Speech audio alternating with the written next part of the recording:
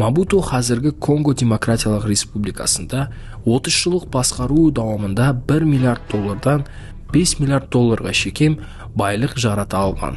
1985 жылда Forbes журналына көре Мабуту 5 миллиард долларға ие болған.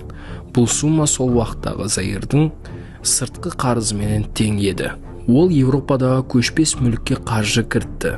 Ең көзге көрінген сатып алынған затлар арасында Лажывар жағасында жайласқан 5,2 миллион долларлық Дель Мар вилласы еді. Сатушы уәкілдердің сөздеріне көре, Мабуту вилланы жеке өзі барып көрген. Һәм ұсыныс етілген бағаға саудаласпастан разы болған. Бірақ диктаторға тиесілі болған үйлер, қорғаулар һәм виллалардың анық санын оның хукімранлығы таусылғаннан кейін де есаплап болмайды. Анық болғаны бұл Бельгиядағы 9 объект, Португалиядағы 800 гектар жерге ие бір мүлік, Швейцариядағы вилла һәм Париждегі салтанатлы квартира. Бірақ диктатор Мабуту көп уақытын өткерген қадірлі сарайын өзі туылған ауылы жанында құрған.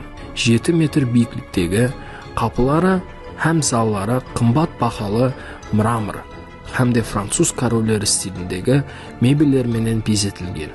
Сондай-ақ дүниядағы ең жақсы вино жертөлелерінен бірі тоғайлар һәм фонтанлар менен үскенеленген бұл кең аймақлы сарай бағасы шамамен 400 миллионға жеткен. Хауленің өзінде жеке аэропорт бар еді.